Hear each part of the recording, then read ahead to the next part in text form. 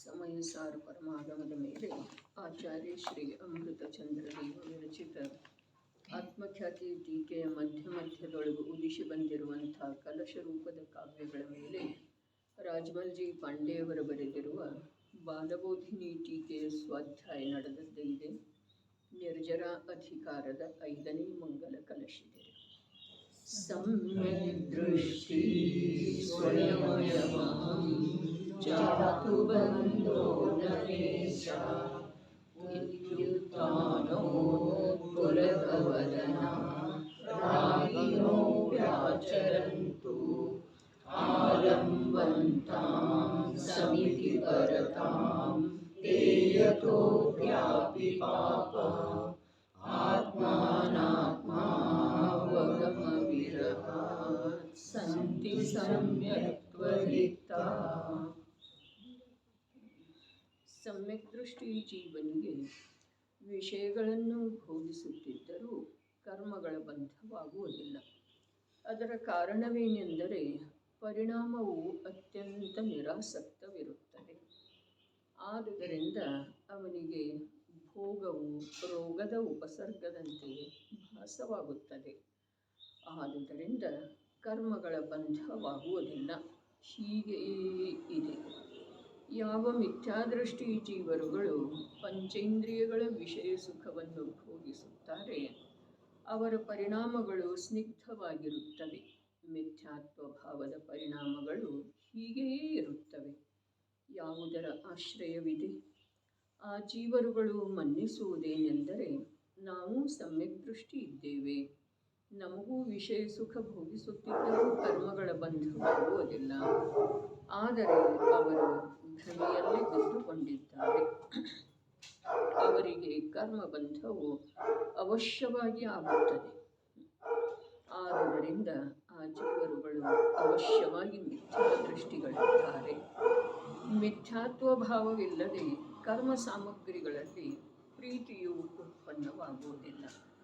ಹೀಗೆ ಹೇಳುತ್ತಾರೆ, ತೇ ರಾಗಿಣಃ ಅತ್ಯಾಪಿ ಪಾಪಾಃ.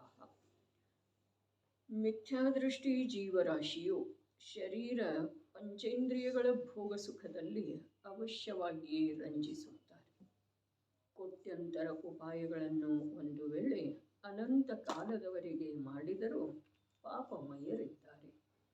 ಜ್ಞಾನಾವರಣಾದಿ ಕರ್ಮಗಳ ಬಂಧ ಮಾಡುತ್ತಾರೆ. ಅವರು ಮಹಾನಿಂದ್ಯರಿದ್ದಾರೆ. ಯಾವ ಕಾರಣದಿಂದ ಹಾಗೆ ಇದ್ದಾರೆ? ಯತಃ ಸಮ್ಯಕ್ತ್ವರಿಕ್ತಃ ಸಂತಿ. ಆ ಕಾರಣದಿಂದ ವಿಷಯ ಸುಖ ರಂಜಕವಿರುವ ಎಷ್ಟು ಜೀವರಾಶಿ ಇದೆ ಅವರೆಲ್ಲರೂ ಶುದ್ಧಾತ್ಮ ಸ್ವರೂಪದ ಅನುಭವದಿಂದ ಶೂನ್ಯರಿದ್ದಾರೆ. ಆ ಕಾರಣದಿಂದ ಅಂದರೆ ಯಾವ ಕಾರಣದಿಂದ ಹಾಗಿದ್ದಾರೆ ಅಂತ ಹೇಳಿ ಕೇಳಿದ ನಂತರ ಆ ಕಾರಣದಿಂದ ಅಂತ ಹೇಳ್ತಾರೆ. ಯಾವ ಕಾರಣದಿಂದ? ವಿಷಯ ಸುಖದೊಳಗೆ ರಂಜಿಸ್ತಾ ಇರುವ ಕಾರಣದಿಂದ ಅವರ ಶುದ್ಧಾತ್ಮ ಸ್ವರೂಪದ ಅನುಭೂತಿಯಿಂದ ಶೂನ್ಯ ಇದ್ದಾರೆ. ಯಾವುದು ತನ್ನ ಸ್ವರೂಪ ಅಲ್ಲವೋ, ಯಾವುದು ತನ್ನ ಕಾರ್ಯ ಅಲ್ಲವೋ, ಸಾಮಾನ್ಯ ವ್ಯವಹಾರದೊಳಗೆ ಯಾವುದು ತನ್ನ ಮನೆ ಅಲ್ಲವೋ, ಯಾವುದರಿಂದ ತನಗೆ ಲಾಭ ಕಿಂಚಿತ ಮಾತ್ರ ಕೂಡ ಇಲ್ಲವೋ, ಪ್ರತಿಯಾಗಿ ಯಾವುದರಿಂದ ಲೋಕದ ಜನರುಗಳ ನಿಂದೆಗೆ ಗುರಿಯಾಗಬೇಕಾಗಿದೆಯೋ ಅಂಥ ಕಾರ್ಯದೊಳಗ ಯಾರಿಗೆ ಸಂಪೂರ್ಣ ತನ್ಮಯತೆ ಇದೆ, ರಂಜಿಸ್ತಾ ಇದ್ದಾರೆ, ಅವರಿಗೆ ತನ್ನ ಮನೆ, ತನ್ನ ಕಾರ್ಯ, ತನಗೆ ಯಾವುದರಿಂದ ಲಾಭ ಆಗ್ತಿದೆ ಅದರ ಕಡೆ ಗಮನನೇ ಇಲ್ಲಲ್ಲ. ಸಾಮಾನ್ಯವಾಗಿ ವ್ಯವಹಾರದಿಂದ ಲೋಕದೊಳಗೆ ಯಾವನೋ ವ್ಯಕ್ತಿಯ ಸ್ವರೂಪ ಹೀಗೆ ತಿಳಿದು ಬಂತು, ಹೀಗೆ ಇತ್ತು ಅಂತಂದ್ರೆ ಅವನಿಂದ ಇದ್ದಾನೇನಿಲ್ರಿ. ಯಾವುದು ತನ್ನ ಕಾರ್ಯ ಅಲ್ಲವೇ ಅಲ್ಲ, ಯಾವುದರಿಂದ ತನಗೆ ಲಾಭಂತೂ ಆಗೋದೆಲ್ಲ ಪ್ರತಿಯಾಗಿ ದುಃಖವೇ ಪರಾಧೀನತೆಯೇ ಉಳಿಯುವುದಿದೆ. ಅದರಲ್ಲಿ ಯಾವನಿಗೆ ಆನಂದ ಬರ್ತಾ ಇದೆ, ಅದರಲ್ಲೇ ರಂಜಿಸ್ತಾ ಇದ್ದಾನೆ, ಆ ಜೀವನಿಗೆ ತನ್ನ ಮನೆ, ತನ್ನ ಕಾರ್ಯ, ತಂದ ಏನು ಲಾಭ ಆಗುವಂಥದ್ದು ಉದ್ಯಮ ಇದೆಯೋ ಅದರ ಕಡೆ ಅವನ ಲಕ್ಷಣೇ ಇಲ್ರಿ, ಗಮನನೇ ಇಲ್ಲ. ಅಂಥವು ಲೋಕದೊಳಗೂ ಕೂಡ ನಿಂದನೀಯ ಇದ್ದಾನೆ. ಅದೇ ಪ್ರಕಾರ ಈ ಚೈತನ್ಯ ಸ್ವರೂಪಿಯಾದಂಥ ಜೀವ ಯಾವುದು ತನ್ನದಲ್ಲವೋ, ಅರೆ ಈಗ ಎಷ್ಟು ಬಾರಿ ಬಂತ ಸಂಪದದೊಳಗ ರಾಗೇನಿದೆ ಅದ ಆತ್ಮನ ಜೊತೆಗಿರ್ತಿದೆ. ಅವಗಾಹ ಒಂದೇ ಕಡೆಗೆ ಇರ್ತಾವೆ. ಆತ್ಮ ಎಲ್ಲದನೋ ಅಲ್ಲೇ ಇರ್ತಿದ್ದೇನೆ. ಆತ್ಮ ಎಲ್ಲಿಲ್ಲ ಅಲ್ಲಿ ರಾಗ ಇರೋದನ್ನೇ ಇಲ್ಲ. ಆದರೂ ಕೂಡ ಆ ರಾಗದ ಜೊತೆಗೆ ಆತ್ಮನ ಸಂಬಂಧ ಇಲ್ಲ. ಬಹಳ ಸೂಕ್ಷ್ಮವಾದಂಥ ಮಾತು ಇದೆ ರೀ. ಬರೆಯ ಅವಗಾಹ ಇರೋದ ಅದ ಸಂಬಂಧ ಅಲ್ಲವೇ ಅಲ್ಲ. ಆದ್ರೆ ಬರೆಯ ಅವಗಾಹ ಮಾತ್ರದಿಂದ ಈ ಜೀವ ಪರಪ್ರಕಾಶಕ ಜ್ಞಾನ ಸಾಮರ್ಥ್ಯನ ಇವನಲ್ಲಿ ಭಲೆಯಾದ ಶುದ್ಧ ರೂಪದಿಂದ ಪ್ರಗಟ ಇಲ್ಲ. ಆದ್ರೆ ಆ ಸಾಮರ್ಥ್ಯದಿಂದ ಯಾವುದು ಅವಗಾಹ ರೂಪದಿಂದ ಇದೆಯೋ ಅದನ್ನ ಇವ ತಾನು ಅಂಥೇಳಿ ಮನ್ನಿಸ್ತಾ ಇದ್ದಾನೆ, ಅನುಭವ ಮಾಡ್ತಾ ಇದ್ದಾನೆ. ಇಲ್ಲಿ ಒಂದು ವಾಕ್ಯ ಮೇಲೆ ಬಂತ ನೋಡ್ರಿ, ಸಮ್ಯಕ್ ದೃಷ್ಟಿಗೆ ವಿಷಯಗಳ ಭೋಗ ಮಾಡ್ತಾ ಇದ್ರೂ ಕರ್ಮದ ಬಂಧ ಆಗೋದಿಲ್ಲಲ್ಲ. ಅದರ ಕಾರಣ ಏನು ಹೇಳಿದ್ರಿ? ಪರಿಣಾಮವು ಅತ್ಯಂತ ನಿರಾಸಕ್ತ. ಪರಿಣಾಮ ಶಬ್ದದ ಅರ್ಥ ಇಲ್ಲೇನಿದೆ? ಇಲ್ಲಿ ಪರಿಣಾಮ ಇದೆಯಲ್ಲ, ರಾಗರೂಪದ ಪರಿಣಾಮ, ಮೋಹರೂಪದ ಪರಿಣಾಮ ಅಲ್ರಿ. ಇಲ್ಲಿ ಪರಿಣಾಮ ಅರ್ಥಾತ್ ಪರಿಣಾಮಿ ಯಾವ ಜೀವದನಲ್ಲ ಅವನ ಜ್ಞಾನದ ಪರಿಣಾಮ ರೀ. ಜ್ಞಾನ ನಿರಾಸಕ್ತ ಇದೆ ರೀ, ರಾಗ ನಿರಾಸಕ್ತ ಇರೋ ಸಾಧ್ಯ ಇಲ್ಲ. ಭೋಗದ ಭಾವ ಏನಿದೆಯಲ್ಲ, ಅರೆ ಭಾವ ಅರ್ಥಾತ್ ಆತ್ಮನ ಚೈತನ್ಯ ಭಾವ ಅದರ ಜೊತೆಗೆ ಏಕರೂಪ ಆಗ್ತಾ ಇಲ್ಲ. ಇನ್ನೊಂದು ಮಾತು, ಈ ರಾಗವನ್ನ ಪರಿಣಾಮ, ವಿಕಾರಿ ಪರಿಣಾಮ, ವಿಭಾವ ಭಾವ ಅಂಥೇಳಿ ಏನು ಹೇಳಿದಾರಲ್ಲ, ಇದು ಜೀವದ ಜ್ಞಾನ ಭಾವ ಅದರ ಜೊತೆಗೆ ಏಕಾಗ್ತಾ ಇರುವುದರಿಂದ ಅದಕ್ಕೂ ಕೂಡ ಭಾವ ಪರಿಣಾಮ ಅಂದಿದ್ದಾರೆ. ಆದ್ರೆ ನಿಜವಾಗಿ ರಾಗ ಏನಿದೆ ಅದ ಭಾವ ಅಲ್ಲ, ಜೀವದ ಭಾವ. ಅರೆ ಭಾವವಂತನ ಯಾವ ಪ್ರಗಟ ದಶಾ ಇದೆಯಲ್ಲ ಅದಕ್ಕೆ ಭಾವ ಅಂತಾರೆ. ಹಾಗಾದ್ರೆ ಜೀವದ ಪ್ರಗಟ ದಶಾ ರಾಗ ಅಲ್ಲ. ತಿಳಿತೇನ್ರಿ? ಜೀವದ ದಶಾ ರಾಗಲ್ಲ, ಜೀವದ ಅವಸ್ಥಾ ರಾಗಲ್ಲ.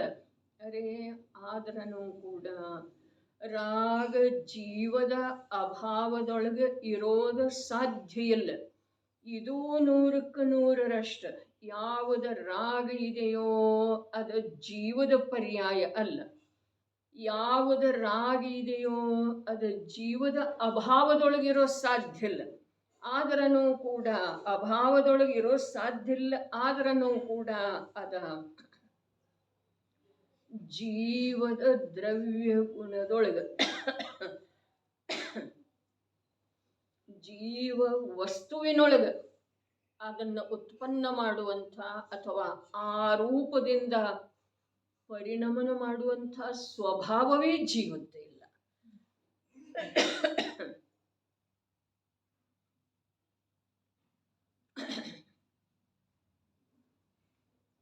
ರಾಗವನ್ನ ಉತ್ಪನ್ನ ಮಾಡುವಂಥದ್ದು ಅಥವಾ ರಾಗ ರೂಪದಿಂದ ಪರಿಣಮನ ಮಾಡುವಂಥದ್ದು ಜೀವದ ದ್ರವ್ಯದೊಳಗ, ಯಾವುದೂ ಗುಣದೊಳಗ ಸ್ವಭಾವ ಇಲ್ಲ.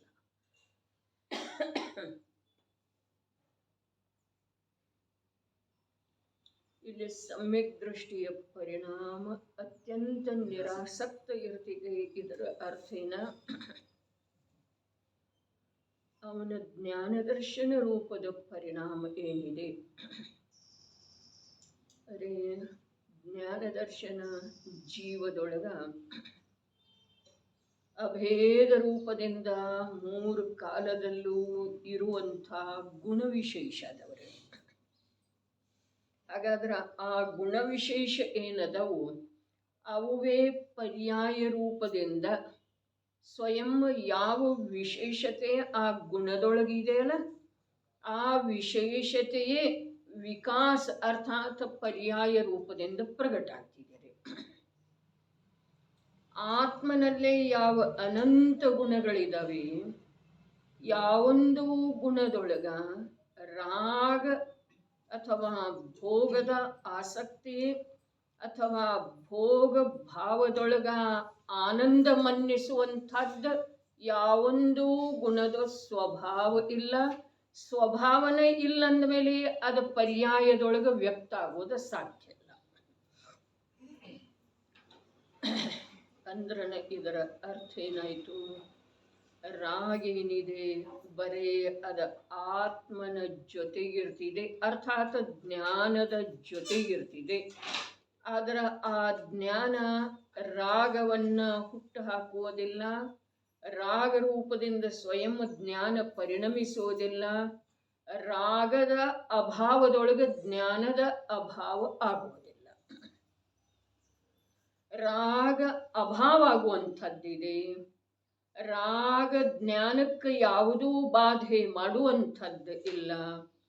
ರಾಗಕ್ಕ ಜ್ಞಾನಕ್ಕ ಯಾವ ಸಂಬಂಧ ಇಲ್ಲ. ಜ್ಞಾನದಿಂದ ಜನಿಸಿದ್ದ ಅಲ್ಲ ಅಂತ ಹೇಳಿದ್ರಲ್ಲ. ಯಾವ ಪ್ರಕಾರ ಪ್ರವಚನ ಸಾರದೊಳಗ ದೀಕ್ಷಾ ತಗೊಳ್ಳಿಕ್ಕೆ ಹೊರಟು ನಿಂತಿರುವಂಥ ಪುರುಷ ನಿನ್ನ ಆತ್ಮನಿಂದ ನನ್ನ ಆತ್ಮನ ಜನನ ಆಗಿಲ್ಲ ಅಂತ ಹೇಳ್ತಾನ್ರಿ. ನನ್ನ ಆತ್ಮನ ಜನಕ ನೀನ ಇಲ್ಲ ಅಂತ ಹೇಳ್ತಾನ್ರಿ. ನನ್ನ ಆತ್ಮನ ಜನನಿ ಅರ್ಥಾತ್ ನನ್ನ ಆತ್ಮನಿಗೆ ನಿನ್ನ ಆತ್ಮ ಜನ್ಮ ಕೊಡಲಿಲ್ಲ. ಅದೇ ಪ್ರಕಾರ ಇಲ್ಲಿ ರಾಗಕ್ಕ ಜ್ಞಾನ ಜನ್ಮ ಕೊಡುವುದಿಲ್ಲ ಅಂಥೇಳಿ ರಾಗ ಸಮಯ ಪೂರ್ಣ ಆದ ನಂತರ ಹೊರಟು ಇಳೆದೊಳಗ ಜ್ಞಾನದ ಅಭಾವ ಆಗುವುದಿಲ್ಲ. ಜ್ಞಾನ ಮತ್ತು ರಾಗ ಬರೇ ಸಂಬಂಧ ಎಂಥದ್ದಿದೆ? ಅವಗಾಹ ಸಂಬಂಧ. ಒಂದರೊಳಗ ಒಂದು ಇದಾವೆ ಅಂಥೇಳಿ ಅನ್ನೋನ್ರಿ. ಒಂದರ ಜೊತೆ ಅನ್ನೋದಕ್ಕಿಂತ ಒಂದರೊಳಗೆ ಒಂದು ಇದ್ರೂ ಕೂಡ ಅದು ಬೇರೆ ಇದೆ, ಇದು ಬೇರೆ ಇದೆ. ಪಾತ್ರೆಯೊಳಗಿದೆ ಅಲ್ಲ, ಹಾಲು ಮತ್ತು ನೀರು ಒಂದರೊಳಗೆ ಒಂದು ಅದಾವ್ರಿ. ಆದ್ರೆ ಆ ಪರಮಾಣು ಸಾಪೇಕ್ಷ ನೋಡಿದರೆ, ಪರಮಾಣುವಿನ ಹತ್ತಿರ ಹೋಗಿ ನೋಡಿದರೆ ಹಾಲಿನ ಪರಮಾಣು ಮತ್ತು ನೀರಿನ ಪರಮಾಣು ಅವಗಾಹದ ಅಪೇಕ್ಷಾದಿಂದ ಒಂದೇ ಕಡೆಗೆ ಇದ್ರೂ ಕೂಡ ಅವ ತನ್ನ ಸ್ವಭಾವವನ್ನು ಬಿಟ್ಟುಕೊಟ್ಟಿಲ್ಲ ಅಂಥೇಳಿ ಬೇರೆ ಬೇರೆ ಅದವ್ರಿ. ಅದು ದೃಷ್ಟಾಂತ ಸಂಪದದೊಳಗೆ ಬಂತು. ಹಾಲ ದುಗ್ಧತ್ವ ಗುಣದ ಕಾರಣದಿಂದ ನೀರಿನಿಂದ ಭಿನ್ನ ಇದೆ. ಆತ್ಮ ಜ್ಞಾನಗುಣದ ಕಾರಣದಿಂದ, ಚೈತನ್ಯ ಗುಣದ ಕಾರಣದಿಂದ, ರಾಗದಿಂದ ಭಿನ್ನ ಇದೆ. ಈ ಮಾತನ್ನ ಯಾವ ತಿಳಿದಿದ್ದಾನೆ, ಯಾವ ಇದನ್ನ ಇದೇ ರೂಪದಿಂದ ನೋಡಿದಾನೆ, ಅವ ಸಮ್ಯಕ್ ದೃಷ್ಟಿ ಅದನ್ರಿ. ಅವ ಸಮ್ಯಕ್ ದೃಷ್ಟಿ ಇರುವುದರಿಂದ ಅವನಿಗೆ ಭೋಗದ ಭಾವ ಉತ್ಪನ್ನ ಆದ್ರೂ ಆ ಭಾವದ ಕಾರಣದಿಂದ ಭೋಗ ಸಾಮಗ್ರಿಯ ಜೊತೆಗೆ ಸನ್ನಿಕರ್ಷ ರೂಪದಿಂದ ಪರಿಣಮನ ಮಾಡಿದರನು ಕೂಡ ಅದರಿಂದ ಅದರ ಸ್ವರೂಪದ ಪರಿಚಯ ಇದ್ದ ಕಾರಣ ಆ ಜ್ಞಾನ ಅರ್ಥಾತ್ ಆತ್ಮನ ಪರಿಣಾಮ ಏನಿದೆ ಅದು ಅತ್ಯಂತ ನಿರಾಸಕ್ತಿ. ನೋಡ್ರಿ, ಹಾಲು ಮತ್ತು ನೀರು ಒಂದೇ ಪಾತ್ರೆಯೊಳಗೆ ಇದ್ರೂ ಕೂಡ ಅವಗಾಹದ ಅಪೇಕ್ಷಾದಿಂದ ಇನ್ನೊಂದರಲ್ಲೇ ಬೆರೆತು ಹೋಗಿರುವ ಹಾಗೆ ಕಂಡು ಬಂದ್ರೂ ಕೂಡ ನೋಡ್ರಿ, ಕಂಡು ಬರೋದ ಇದೇನಿದೆ, ಇದು ಹಾಲಿನ ಪರಮಾಣು ಮತ್ತು ನೀರಿನ ಪರಮಾಣುವಿನ ಭಿನ್ನತೆಯದ ಗುಣದ ಮೂಲಕ ಅಥವಾ ಲಕ್ಷಣದ ಮೂಲಕ ಪರಿಚಯ ನಮಗೆ ಇಲ್ಲ ಅಂಥೇಳಿ ಅವು ಒಂದೇ ಇದ್ದ ಹಾಗೆ ಕಾಣಿಸ್ತವೆ. ಒಂದರೊಳಗೆ ಇನ್ನೊಂದು ಸೇರಿ ಹೋದವರ ಹಾಗೆ ಕಾಣಿಸ್ತವೆ. ಅದರ ಪರಿಚಯ ಯಾರಿಗಿದೆಯೋ ಅವರಿಗೆ ಅವು ಒಂದರೊಳಗೆ ಒಂದು ಸೇರಿ ಹೋದವರ ಹಾಗೆ ಕಾಣಿಸೋದನ್ನೇ ಇಲ್ಲ. ಅದೇ ಪ್ರಕಾರ ಚೈತನ್ಯ ಚೈತನ್ಯ ಚೈತನ್ಯ ಚೈತನ್ಯ ಚೈತನ್ಯ ರೂಪದಿಂದ ಪರಿಣಮನ ಮಾಡ್ತಾ ಇರುವಂಥ ಜೀವ ಮತ್ತು ಅಲ್ಲೇ ಸ್ವಯಮೇವ ತನ್ನ ಷಟ್ಕಾರಕದಿಂದ ಉತ್ಪನ್ನವಾಗ್ತಾ ಇರುವಂಥ ರಾಗ, ಇವು ಎರಡರ ಲಕ್ಷಣ ಅಥವಾ ಸ್ವಭಾವದ ಮೂಲಕ ಯಾವ ಭೇದ ಮಾಡಿದನೋ, ಎರಡರ ಲಕ್ಷಣ ಬೇರೆ ಇದೆಯಲ್ಲ, ಸ್ವಭಾವ ಬೇರೆ ಇದೆಯಲ್ಲ, ಆ ಸ್ವಭಾವದ ಅಭ್ಯಾಸದಿಂದ ಪರಿಚಯದಿಂದ ಯಾವ ಭೇದ ಮಾಡಿದನೋ ಅವನಿಗೆ ಎಂದೂ ಯಾವುದೇ ಪ್ರಕಾರದ ಶುಭ ಅಥವಾ ಅಶುಭ ರಾಗದ ಜೊತೆಗೆ ಆಸಕ್ತಿ ಅರ್ಥಾತ್ ಸ್ನಿಗ್ಧತೆ ಅರ್ಥಾತ್ ಏಕತೆ ಅವನ ಪರಿಣಾಮದೊಳಗೆ ಆಗೋದು ಸಾಧ್ಯ ಇಲ್ಲ. ಅರೆ ಅಪರಿಣಾಮಿ ಪರಿಣಾಮಿ ಅಂಥೇಳಿ ಹೇಳಿದ್ರಲ್ಲ, ಪರಿಣಾಮ ಯಾವುದಿದೆ? ಯಾವುದ ಚೈತನ್ಯದ ಪರಿಣಮನದ ಅನುಸಾರ ಪ್ರತಿ ಸಮಯಕ್ಕೆ ಪ್ರಕಟ ಇದೆಯಲ್ಲ ಅದು ಪರಿಣಾಮ ಇದೆ. ಯಾವುದು ಚೈತನ್ಯದ ಅನುಸಾರ, ಜೀವದ ಹೇಳ್ತಾ ಇದೆ, ಚೈತನ್ಯದ ಅನುಸಾರ ಪರಿಣಮನದ ಫಲಸ್ವರೂಪವಾಗಿ ಪ್ರತಿ ಸಮಯಕ್ಕೆ ಯಾವುದು ಪ್ರಕಟ ಇದೆಯಲ್ಲ ಅದು ಜೀವದ ಪರಿಣಾಮ ಇದೆ. ಇನ್ನು ಯಾವುದ ಚೈತನ್ಯದ ಅನುರೂಪ ಇಲ್ಲ ಆದ್ರೂ ವಿದ್ಯಮಾನ ಇದೆ, ಅದೇನಿದೆ ರೀ? ಅದು ವಿಕಾರ ಇದೆ, ಅರ್ಥಾತ್ ರಾಗ ಇದೆ. ಒಂದು ಮಾತು ಲಕ್ಷಣ ಅದ್ರೂ ಎರಡು ಅದಾವ್ರಿ. ಚೈತನ್ಯದ ಅನುರೂಪ ಇಲ್ಲ ಆದ್ರ ವಿದ್ಯಮಾನ ಇದೆ, ಇದು ಒಂದು ಲಕ್ಷಣ. ಎರಡನೇದ್ದ ಅದು ಹೊರಟು ಹೋಗುವಂಥದ್ದಿದೆ, ಮುಂದಿನ ಸಮಯದೊಳಗೆ ಇರೋದಿಲ್ಲ. ಆದ್ರೆ ಜೀವದ ಚೈತನ್ಯದ ಅನುಸಾರ ಯಾವ ಪರಿಣಮನ ಇದೆಯಲ್ಲ ಆ ಪರಿಣಮನದ ಫಲಸ್ವರೂಪವಾಗಿ ಮುಂದಿನ ಸಮಯದೊಳಗೂ ಕೂಡ ಚೈತನ್ಯ ಪರಿಣಾಮ ಇರ್ತಿದೆ ರೀ. ಚೈತನ್ಯ ರೂಪದಿಂದನ ಪರಿಣಮಿಸುವುದ ಇದು ಜೀವದ ಸ್ವಭಾವ ಇದೆ. ಹೀಗಿರುವ ವೇಳೆದೊಳಗೆ ನಾವು ಯಾವ ಸಮಯದಲ್ಲಿ ನೋಡಿದ್ರೂ ಕೂಡ ಆ ಚೈತನ್ಯ ಪರಿಣಾಮದಿಂದ ಯುಕ್ತದನ್ರಿ. ಇನ್ನು ಆ ಚೈತನ್ಯದ ಅಂಶದಿಂದ ರಿಕ್ತ ಯಾವುದಿದೆ ಅದರ ವಿದ್ಯಮಾನ ಇದೆ ಮತ್ತು ನಾಶಶೀಲ ಇದೆ, ಅದೇನಿದೆ? ಅದು ವಿಕಾರ ಇದೆ, ಅರ್ಥಾತ್ ರಾಗ ಇದೆ. ಇನ್ನು ಆ ರಾಗದ ಜೊತೆಗೆ ರಾಗದ ಇಂಥ ಲಕ್ಷಣವನ್ನು ತಿಳಿದುಕೊಂಡು ಯಾವ ಭೇದ ಮಾಡಿದಾನೋ, ಯಾವ ಭೇದ ಮಾಡಿದಾನೆ ಅರ್ಥಾತ್ ಅದು ಭೇದನೇ ಇದೆ ರೀ, ಅದು ಭಿನ್ನನೇ ಇದೆ. ಅದನ್ನು ಭಿನ್ನ ಅಂಥೇಳಿ ಯಾವ ನೋಡಿದಾನಲ್ಲ ಅವ ಸಮ್ಯಕ್ ದೃಷ್ಟಿ ಅದನ್ರಿ. ಆ ಸಮ್ಯಕ್ ದೃಷ್ಟಿ ಯಾವುದನ್ನು ತನ್ನ ಸ್ವಭಾವದಿಂದ ಶೂನ್ಯ, ಯಾವುದನ್ನು ತಾನು ಉತ್ಪನ್ನ ಮಾಡಿಲ್ಲ, ಯಾವುದು ಸ್ವಯಮೇವ ತನ್ನ ಸ್ವಕಾಲದಲ್ಲಿ ನಾಶ ಆಗುವಂಥದ್ದಿದೆ ಅದನ್ನು ಆತ ತಾನು ಅಂಥೇಳಿ ಹೇಗೆ ನೋಡಬಹುದಾಗಿದೆ ಹೇಳ್ರಿ? ಸಮ್ಯಕ್ ದೃಷ್ಟಿವಿನ ಎರಡು ಲಕ್ಷಣ ರೀ. ಏನ? ಒಂದಂತಂದ್ರೆ ಯಾವುದು ಹೇಗಿದೆಯೋ ಅರ್ಥಾತ್ ಭಿನ್ನ ಇದೆ, ಕ್ಷಣಿಕ ಇದೆ, ತನ್ನ ಸ್ವಭಾವದಿಂದ ಉತ್ಪನ್ನ ಆಗಿಲ್ಲ, ಅದನ್ನ ಆ ರೂಪದಿಂದ ನೋಡ್ತಾನೆ, ಒಂದು ಮಾತ. ಎರಡನೇದ್ದ ಅದರ ಜೊತೆಗೆ ಅಪನತ್ವ ಮಾಡುವುದಿಲ್ಲ. ಯಾವುದು ಹೇಗಿದೆ ಹಾಗೆ ನೋಡ್ತಾನೆ, ಒಂದು ಮಾತ. ಎರಡನೇದ್ದ ಅದರ ಜೊತೆಗೆ ಅಪನತ್ವ, ತನ್ನತನ ಅರ್ಥಾತ್ ಆಸಕ್ತಿ ಸ್ನಿಗ್ಧತೆ ಮಾಡುವುದಿಲ್ಲ. ಲೌಕಿಕ ವ್ಯವಹಾರದೊಳಗ ನಾವ ಬಂದು ಹೋಗುವವರನ್ನ ಅತಿಥಿ ಅಂಥೇಳಿ ಅಂತೇವ್ರಿ. ಆದ್ರೆ ಆ ಅತಿಥಿಯ ಸತ್ಕಾರ ಯಾವುದೇ ರೂಪದಿಂದ ಮಾಡಿದರನೂ ಕೂಡ ಅವರನ್ನ ನಮ್ಮವರ ಅರ್ಥಾತ್ ಮನೆಯವರ, ಮನೆ ಸದಸ್ಯ ಅಂಥೇಳಿ ನೋಡುವುದಿಲ್ಲ. ಅದು ಆ ಪ್ರಕಾರದ ವಿಕಲ್ಪ ಇರುವುದಿಲ್ಲ, ಆ ಪ್ರಕಾರದ ವಿಚಾರ ಅಥವಾ ಸ್ಮರಣೆಗೆ ತಂದುಕೊಂಡು ಕಂಠಪಾಠ ಮಾಡುವುದಿಲ್ಲ. ಅದರ ಸ್ವಾಭಾವಿಕವಾಗಿ ಜ್ಞಾನದೊಳಗೆ ಹಾಗೆ ಸ್ವೀಕಾರ ಇರ್ತಿದೆ. ಸತ್ಕಾರಂತೂ ಮನೆ ಮೆಂಬರ್ರಿಗಿಂತ ಅಧಿಕ ಮಾಡ್ತೇವ್ರಿ ಅವ್ರದ್ದು, ಹೌದೇನಿಲ್ರಿ? ಆದ್ರೂ ಕೂಡ ಅಭಿಪ್ರಾಯದೊಳಗ ಇವರು ನನ್ನವ್ರಲ್ಲ, ಇವರು ಹೊರಟು ಹೋಗುವಂಥವ್ರಿದ್ದಾರೆ, ಇವ್ರದ ನಂದ ಸಂಬಂಧ ಒಂದು ಸಮಯದ್ದ ಇದೆ, ಅಲ್ಪ ಸಮಯದ್ದೇ ಇದೆ ಅನ್ನುವುದ್ರದ ಪೂರಾ ಸ್ಪಷ್ಟ ಜ್ಞಾನ ಇರ್ತಿದೇನಿಲ್ರಿ? ಇರ್ತಿದೆ. ಅದರ ಸಲುವಾಗಿ ಯಾವುದಾದ್ರೂ ಅಭ್ಯಾಸ, ವಿಕಲ್ಪ, ಸ್ಮರಣೆ, ಜಪ ಮಾಡಬೇಕಾಗ್ತಿದೆ ಏನ್ರಿ? ಇಲ್ಲ. ಸರಿ. ಅದೇ ಪ್ರಕಾರ ಸಮ್ಯಕ್ ದೃಷ್ಟಿಗೆ ಬಂದು ಹೋಗುವಂಥ ಭಾವದ ಕುರಿತು ಸಂಪೂರ್ಣ ವಿಶ್ವಾಸ ಶ್ರದ್ಧೆ ಇದ್ದ ಕಾರಣ ಅದರ ಜೊತೆಗೆ ಏಕರೂಪ ಆದವರ ಹಾಗೆ ತನ್ಮಯತೆಯಿಂದ ವರ್ತಿಸಿದ ಹಾಗೆ ಪೂಜೆ ಮಾಡುವೆಳದೊಳಗೇನು ಮಾಯಾಚಾರ ಮಾಡುವುದಿಲ್ಲ ಸಮ್ಯಕ್ ದೃಷ್ಟಿ ಜೀವ. ಭಗವಂತರ ಭಕ್ತಿಯನ್ನ ಮಾಡ್ತಾ ಇರ್ತಾನಲ್ಲ, ಆ ಭಕ್ತಿಯ ಭಾವದ ಜೊತೆಗೆ ತನ್ಮಯ ಇರ್ತಾನೋ ಅಥವಾ ಇಲ್ರೇ? ಇರ್ತಾನೆ.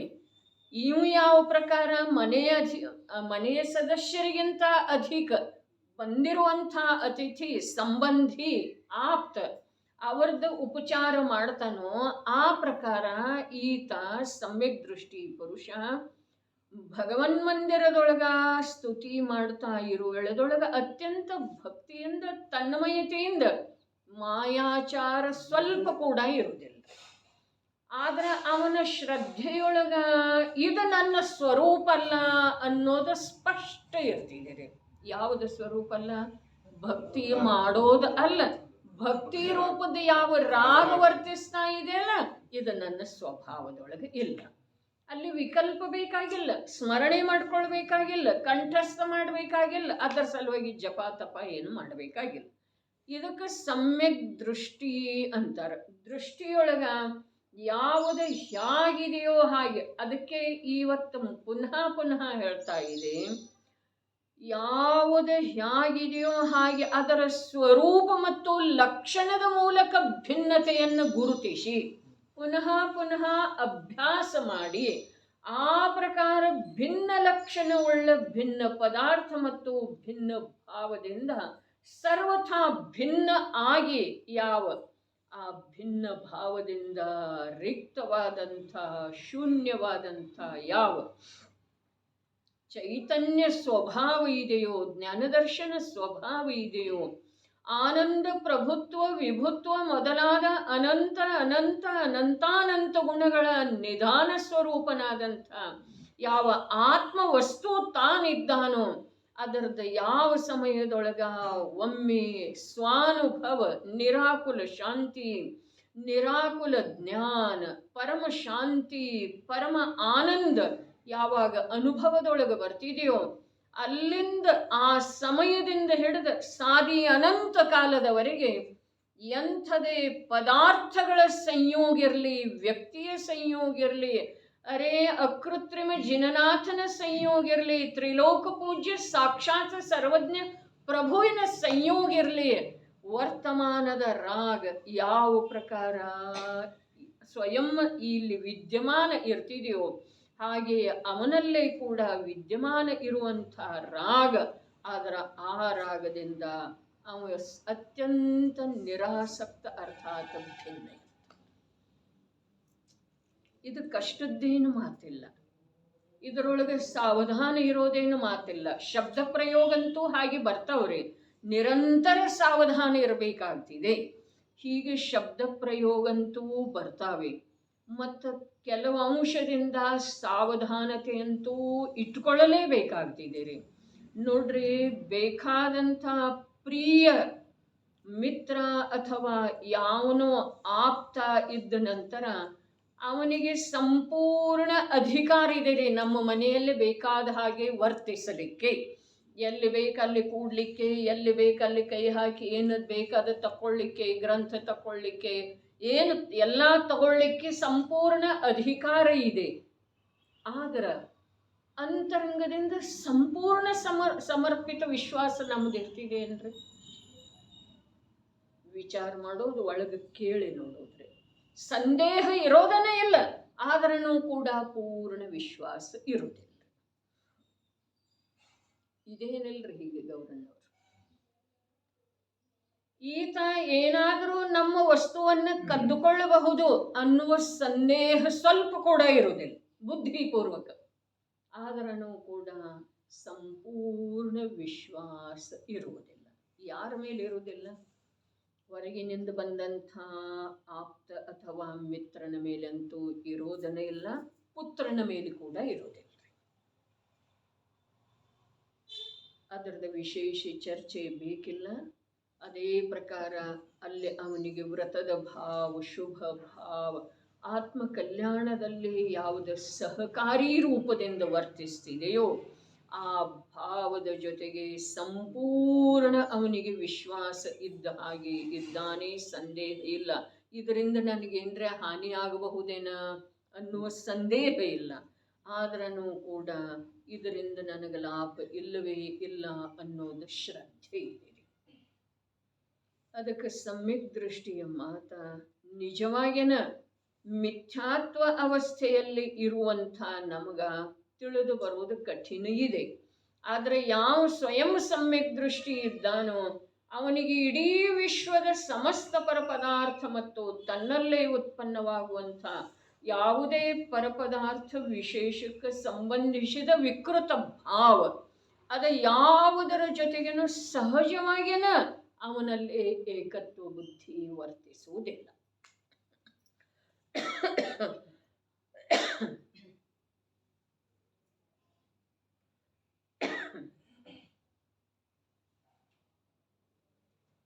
ಈ ವಿಶೇಷತೆ ಇಂಧನ ಎಲ್ಲ ಪ್ರಕಾರದ ವ್ಯವಹಾರ ಅವನಲ್ಲಿ ಇದ್ರೂ ಕೂಡ ಆ ನಿರಾಸಕ್ತ ಪರಿಣಾಮ ಏನಿದೆಯಲ್ಲ ಅದು ಒಂದರದ್ದೇ ಬಲದಿಂದ ಅವ ಭವಸಾಗರವನ್ನು ದಾಟ.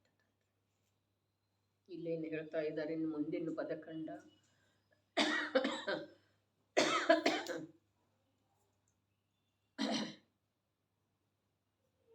ಶುದ್ಧಾತ್ಮ ಸ್ವರೂಪದ ಅನುಭವದಿಂದ ಶೂನ್ಯರಿದ್ದಾರೆ. ಯಾವ ಕಾರಣದಿಂದ?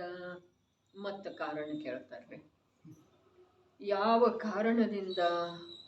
ಆತ್ಮಾನ್ ಆತ್ಮಾವಗಮ ವಿರಹಾತ್ ಆತ್ಮಾವಗಮ ವಿರಹಾತ್ ಶುದ್ಧ ಚೈತನ್ಯ ವಸ್ತುವು.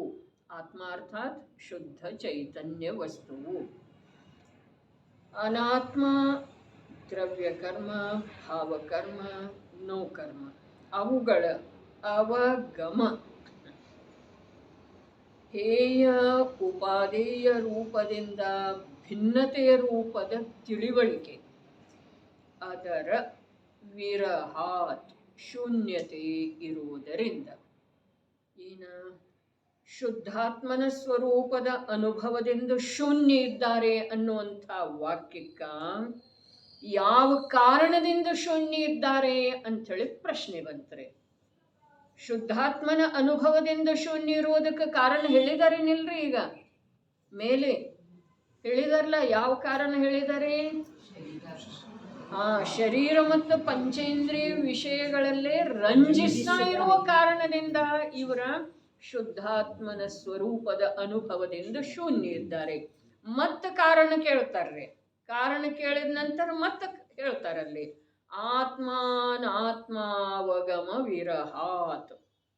ಆತ್ಮ ಶುದ್ಧ ಚೈತನ್ಯ ವಸ್ತುವು. ಆತ್ಮ ಆತ್ಮ ಅಂತಂದ್ರೆ ಏನ? ನಾನು ಯಾವ ರೂಪದಿಂದ ನನ್ನನ್ನು ಇದುವರೆಗೆ ತಿಳಿದಿದ್ದೇನೋ ಹಾಗೆಲ್ಲ. ಯಾವ ರೂಪದಿಂದ ನನ್ನನ್ನು ತಿಳಿದಿದ್ದೇನು? ದೇಹ ಸಂಯೋಗ ವಿಕಾರ ಮೊದಲು. ನನಗೆ ಸಿಟ್ಟು ಬಂತು ಅಂತಂದ್ರೆ ಆ ವೇಳೆದೊಳಗೆ ನನ್ನ ಯಾರು ಮಾತಾಡಿಸ್ಬೇಕು ಅಂದ್ರೆ ನನ್ನನ್ನು ನಾನು ಸಿಟ್ಟು ಅರ್ಥಾತ್ ಕ್ರೋಧ ಸಂಪೂರ್ಣ ವಿಕಾರ ರೂಪವಾಗಿ ಮನ್ನಿಸಿದ್ದೇನೆ, ಶರೀರ ರೂಪವಾಗಿ ಮನ್ನಿಸಿದ್ದೇನೆ, ಸಂಯೋಗಗಳ ಅಧಿಪತಿ ರೂಪವಾಗಿ ಮನ್ನಿಸಿದ್ದೇನೆ ಅಂಥದ್ದಲ್ಲ. ಇಲ್ಲಿ ಆತ್ಮ ಆತ್ಮ ಅರ್ಥಾತ್ ನಾನು ಎಂಥವಿದ್ದೇನೆ? ಶುದ್ಧ ಚೈತನ್ಯ ವಸ್ತು ಇದ್ದೇನೆ. ಇಲ್ಲೇನು ಬಂತರಿ? ವಸ್ತು ಬಂತ. ತಿಳಿತೇನ್ರಿ? ನಾನು ಆತ್ಮಾರ್ಥಾತ್ ನಾನು ಎಂಥವಿದ್ದೇನೆ? ಏನಿದ್ದೇನೆ? ವಸ್ತು ಇದ್ದೇನೆ. ಎಂಥ ವಸ್ತು? ಶುದ್ಧ ಚೈತನ್ಯ ವಸ್ತು. ವಸ್ತುವಿನೊಳಗೆ ಏನು ಬಂತರಿ? ವಸ್ತುವಿನೊಳಗೆ ಪ್ರದೇಶ ಬಂತ, ದ್ರವ್ಯ ಬಂತ, ಗುಣ ಬಂತ, ಪರ್ಯಾಯ ಬಂತ. ವಸ್ತುವಿನೊಳಗೆ ಎಲ್ಲ ಬಂತು. ಆದ್ರೆ ಆ ಪ್ರದೇಶ ಎಂಥವದವು? ಶುದ್ಧದವು ಅರ್ಥಾತ್ ಚೈತನ್ಯಮಯ ಅದವು. ವಸ್ತು ಅರ್ಥಾತ್ ದ್ರವ್ಯ ಹೇಗಿದೆ? ಚೈತನ್ಯಮಯ ಇದೆ. ಅದರೊಳಗೆ ಅಚೇತನದ ಅಂಶ ಇಲ್ಲ. ಅನಂತ ಗುಣಗಳು ಹೇಗಿದ್ದಾವೆ? ಚೈತನ್ಯಮಯ ಇದ್ದಾವೆ, ಶುದ್ಧ ಇದ್ದಾವೆ. ಪರ್ಯಾಯ ಹೇಗಿದೆ? ಚೈತನ್ಯಮಯ ಇದೆ. ಆಹಾ, ಚೈತನ್ಯಮಯ ಇರುವುದರಿಂದ ಶುದ್ಧ ಇದೆ. ಚೈತನ್ಯಮಯ ಇರುವುದರ ಅವಲೋಕನೆ ಏನಿದೆ ಅದು ಸಮ್ಯಕ್ ದರ್ಶನ ಇದೆ ರೀ. ಚೈತನ್ಯಮಯ ಇರುವುದರದ ಜ್ಞಾನ ಏನು ವರ್ತಿಸ್ತಿದೆ ಅದು ಸಮ್ಯಕ್ ಜ್ಞಾನ ಇದೆ. ಚೈತನ್ಯಮಯ ಇರುವುದರ ಶ್ರದ್ಧೆ ಜ್ಞಾನದ ಮೂಲಕ ಆ ವಿಕಾರದ ಜೊತೆಗೆ ಏನು ಏಕತ್ವ ಇಲ್ಲ ಅದು ಸಮ್ಯಕ್ ಚಾರಿತ್ರ್ಯ ಇದೆ ರೀ, ಅಥವಾ ಸ್ವರೂಪಾಚರಣ ಚಾರಿತ್ರ್ಯ ಇದೆ ರೀ. ಹಾಗಾದ್ರೆ ಆತ್ಮ ಅಂದ್ರ ನಾನು ಹೇಗಿದ್ದೇನೆ? ಶುದ್ಧ.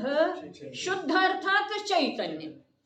ಚೈತನ್ಯದೊಳಗ ಅಚೇತನದ ಅಂಶ ಏಕ ಆಗಲೇ ಇಲ್ಲ, ಕೂಡಲೇ ಇಲ್ಲ. ಅದರ ಹೆಸರು ಶುದ್ಧ. ಶುದ್ಧ ಅರ್ಥಾತ್ ಚೈತನ್ಯ. ಚೈತನ್ಯದ ಜೊತೆಗೆ ಅಚೇತನದ ಒಂದು ಅಂಶ ಕೂಡ ಬೆರೆತು ಹೋಗಲಿಲ್ಲ ಅಂಥೇಳಿ ಶುದ್ಧ. ಶುದ್ಧ ಚೈತನ್ಯ ಇದ್ರೂ ಭಾವ ಅಲ್ಲ, ವಸ್ತು ಇದ್ದೇನ್ರಿ. ಆ ವಸ್ತುವಿನೊಳಗೆ ಏನೇನು ಬಂತು? ಮುಖ್ಯ ರೂಪದಿಂದ 4 ಅಂತೂ ಬಂತು: ಪ್ರದೇಶ, ದ್ರವ್ಯ, ಗುಣ, ಪರ್ಯಾಯ. ಹಾಗಾದ್ರೆ ಆ ಚೈತನ್ಯ ವಸ್ತುವಿನ ಪ್ರದೇಶ ಎಂಥವದವು? ಚೈತನ್ಯವೇ ಅದವು, ಜಡ ಇಲ್ಲವೇ ಇಲ್ಲ. ಜಡ ಮತ್ತು ಆ ಚೈತನ್ಯ ಒಂದು ಪ್ರದೇಶದೊಳಗ ಅವಗಾಹ ಪಡೆದಿದ್ದಾವ್ರಿ. ಆದ್ರೂ ಕೂಡ ಆ ಚೈತನ್ಯದ ಪ್ರದೇಶ ಜಡ ಆಗಿಲ್ಲ. ಜಡ ಇದ್ದದ್ದ ಚೈತನ್ಯ ಆಗಿಲ್ಲ. ಹಾಗಾದ್ರೆ ಶುದ್ಧ ಯಾಕಂದ್ರೆ ಇದೇ ಕಾರಣದಿಂದ. ಜಡದ ಜೊತೆಗಿದ್ರನು, ಜಡದೊಳಗಿದ್ರನು, ಜಡ ಅವನಲ್ಲೇ ಇದ್ರನು ಅವ ಜಡ ಆಗಿಲ್ಲ. ಒಂದು ಪ್ರದೇಶ ಕೂಡ ಅವನದ್ದು ಚೈತನ್ಯದಿಂದ ಶೂನ್ಯ ಆಗಿಲ್ಲ. ಹಾಗಾದ್ರೆ ಇದು ಪ್ರದೇಶದ ಅಪೇಕ್ಷಾದಿಂದ ಜಡದ ಜೊತೆಗೆ ಅವಗಾಹ ಪಡೆದಿದ್ರನು ಕೂಡ ಇಲ್ಲಿ ವಸ್ತು ಹೇಳುವುದರ ಕಾರಣ ಇದೆ ರೀ. ದ್ರವ್ಯ, ಗುಣ, ಪರ್ಯಾಯ ಮತ್ತು ಪ್ರದೇಶ. ಕಾರಣ ಯಾಕ? ಮುಂದೆ ದ್ರವ್ಯಕರ್ಮ, ಭಾವಕರ್ಮ, ನೋಕರ್ಮ ತಂದಿದಾರಲ್ಲ, ಅವುಗಳ ದ್ರವ್ಯ, ಗುಣ, ಪರ್ಯಾಯ, ಪ್ರದೇಶ ಭಿನ್ನದವ್ರಿ. ದ್ರವ್ಯ, ಗುಣ, ಪರ್ಯಾಯ, ಪ್ರದೇಶ. ನೋಕರ್ಮ ರೂಪ ಶರೀರ. ಆ ಶರೀರದ ದ್ರವ್ಯ ಜಡ ಇದೆ, ಅದರದ ಪ್ರದೇಶ ಜಡ ಇದಾವೆ, ಅದರ ಗುಣಗಳ ಜಡ ಇದಾವೆ, ಅದರದ ಪರ್ಯಾಯ ಜಡ ಇದೆ. ಅದೇ ಪ್ರಕಾರ ದ್ರವ್ಯ ಕರ್ಮದ್ದನು, ಅದೇ ಪ್ರಕಾರ ಭಾವಕರ್ಮದ್ದನು ಹಿಂದ ಅನೇಕ ಶ್ಲೋಕಗಳ ಪೂರ್ವದೊಳಗ ಬಂದದ್ದಿತ್ತು. ವಿಸ್ತೃತ ಚರ್ಚೆ ಆದದ್ದು ಇದೆ. ಏನ ಅಂತಂದ್ರ, ಒಂದು ವೇಳೆ ಮೋಹರಾಗದ್ವೇಷದ ಸಂಬಂಧ ಯಾವುದರ ಜೊತೆಗೆ ಇದೆ ಅಂತಂದ್ರ ಅದು ಪ್ರಗಟ ಜ್ಞಾನದ ಜೊತೆಗೆ ಇಲ್ಲ. ಹಾಗಾದ್ರೆ ಯಾವುದರ ಜೊತೆಗೆ ಇದೆ? ಉದಯ ರೂಪ ಕರ್ಮದ ಜೊತೆಗೆ ಇದೆ. ಏನ್ ಹೇಳ್ತು ಅಂಥೇಳಿನ ಜಡದ ಜಾತಿಯದಿದೆ. ಶುದ್ಧ ಮಾಡಿತ್ರಿ, ಬಹಳಷ್ಟು ವಿಸ್ತೃತ ಚರ್ಚೆ ಆಗಿತ್ತು. ಏನ, ನನ್ನಲ್ಲೇ ಯಾವ ಮೋಹರಾಗದ್ವೇಷ ವಿಕಾರಿ ಪರಿಣಾಮ ಆಗ್ತವೆ, ಆ ಪರಿಣಾಮಗಳದ್ದ ಜಾತಿಯ ಅಪೇಕ್ಷಾದಿಂದ ಸಂಬಂಧ ನೋಡಿದ್ರ ದ್ರವ್ಯ ಕರ್ಮದ ಜೊತೆಗೆ ಇದೆ ರೀ, ನೋ ಕರ್ಮದ ಜೊತೆಗೆ ಇದೆ. ಜೀವದ ಜೊತೆಗೆ ಅವುಗಳದ್ದ ಸಂಬಂಧ ಇಲ್ಲ. ಅದರ ಸಲುವಾಗಿ ಕರ್ಮ ಅತ್ಯಂತ ಪ್ರಾಮಾಣಿಕ ಇದೆ ರೀ.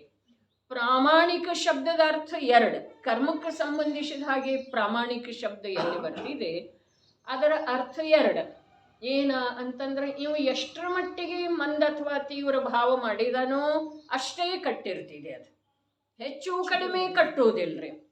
ಉದಯಕ್ಕೆ ಬರುವ ವೇಳೆದೊಳಗ ಇವು ಎಷ್ಟರ ಮಟ್ಟಿಗೆ ಅನುಭಾಗ ಯೋಗ್ಯ ಪರಿಣಾಮದ ಜಾತಿ ಇತ್ತಲ್ಲ ಅಷ್ಟೇ ಅನುಭಾಗ, ಅರ್ಥಾತ್ ಅಷ್ಟೇ ಕೊಡ್ತಿದೆ, ಹೆಚ್ಚಿಲ್ಲ ಕಡಿಮೆ ಇಲ್ಲ ಅಂಥೇಳಿ ಒಂದು ಪ್ರಾಮಾಣಿಕ. ಎರಡನೇದ್ದು ಪ್ರಾಮಾಣಿಕ ಏನ ಅಂದ್ರೆ ಅದು ಜಡದ ಜೊತೆಗೇನ ಸಂಗತಿ ಮಾಡ್ತಿದೆ, ಜೀವದ ಜೊತೆಗೆ ಮಾಡೋದನ್ನೇ ಇಲ್ಲ. ಆದ್ರೆ ಜೀವ ಅಪ್ರಾಮಾಣಿಕ ಇರುವುದರಿಂದ ಅದರ ಜೊತೆಗೆ ಸಂಗತಿ ಮಾಡ್ತಾನ್ರಿ. ಮೋಹರಾಗ ದ್ವೇಷದ ಜೊತೆಗೆ ಜೀವ ಸಂಗತಿ ಮಾಡ್ತಾನೋ ಅಥವಾ ಜೀವದ ಜೊತೆಗೆ ಮೋಹರಾಗ ದ್ವೇಷ ಸಂಗತಿ ಮಾಡ್ತಾವ್ರಿ? ಜೀವನ ಮಾಡ್ತಾನ್ರಿ. ಅವ ಇವನ ಜೊತೆಗೆ ಸಂಗತಿ ಮಾಡೋದನ್ನೇ ಇಲ್ಲ. ಅವ ಸ್ವಜಾತಿಯ ಜೊತೆಗೆ ಸಂಗತಿ ಮಾಡ್ತಾವ್ರಿ.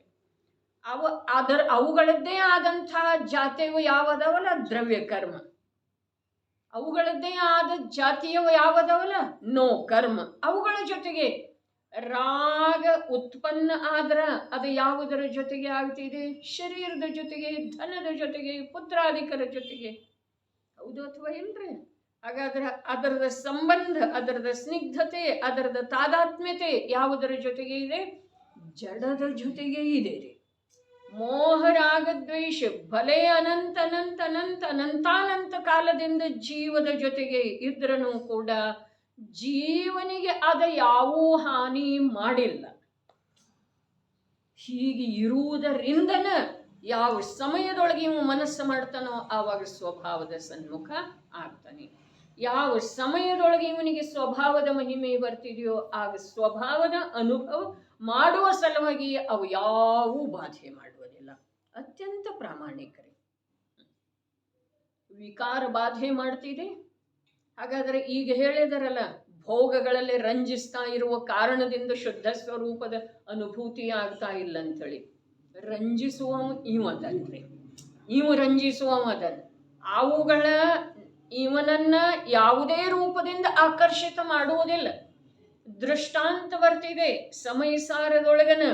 ಅರೆ ಸಮಯಸಾರದೊಳಗ ಏನಿದೆ ಅಂಥೇಳಿ ಇಳಿದು ನೋಡಿದ್ರ ಅರೆ ಏನು ಇಲ್ಲ ಅನ್ನೋದು ಮಾತನೇ ಇಲ್ರಿ, ಎಲ್ಲ ಇದೆ.